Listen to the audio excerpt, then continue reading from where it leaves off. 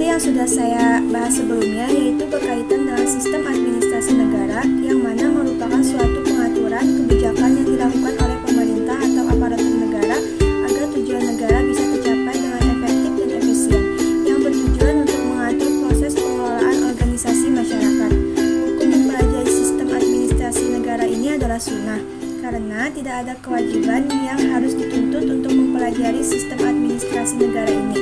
Tetapi akan lebih baik jika kita mempelajarinya dan mengetahui hal-hal yang berkaitan dengan administrasi negara agar tujuan negara bisa tercapai dengan baik. Administrasi dalam Islam merujuk pada Al-Quran dan tafsirnya, serta hadis dan syarahnya. Sumber-sumber tafsir memberikan suatu penjelasan terhadap isyarat-isyarat Al-Quran yang posisinya melebihi kaidah hukum yang berkaitan dengan tatanan kehidupan masyarakat. Dalam konteks pelayanan publik, pelayanan prima sebagai suatu keharusan baik bagi pemerintah maupun aparatur negara. Pelayanan publik yang dilakukan berpedoman pada ajaran Islam, yaitu pelayanan yang dilakukan harus baik, jujur, berkualitas, dan amanah. Pengertian administrasi dalam Islam diartikan sebagai al-idarah, yang artinya mengatur atau menjalankan sesuatu. Arti ini pula yang digunakan dalam firman Allah Subhanahu wa taala di Quran surah Al-Baqarah ayat 282, yang artinya, tulislah muamalah kalian itu kecuali jika muamalah itu berupa perdagangan tunai yang kalian jalankan di antara kalian.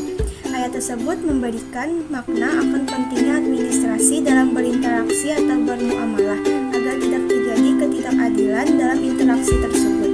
Ayat berikutnya yaitu Quran surah Asy-Syu'ara ayat 151 dan 152, yang artinya, dan janganlah kamu menaati perintah orang-orang yang melampaui batas, yang membuat kerusakan di bumi dan tidak mengadakan perbaikan. Ayat ini secara tegas memerintahkan jangan menaati orang yang melewati batas. Orang-orang yang melewati batas termasuk di dalamnya adalah administrasi negara yang melampaui wewenangnya, walaupun tidak dipungkiri bahwa ayat tersebut mempunyai konteks melewati batas dari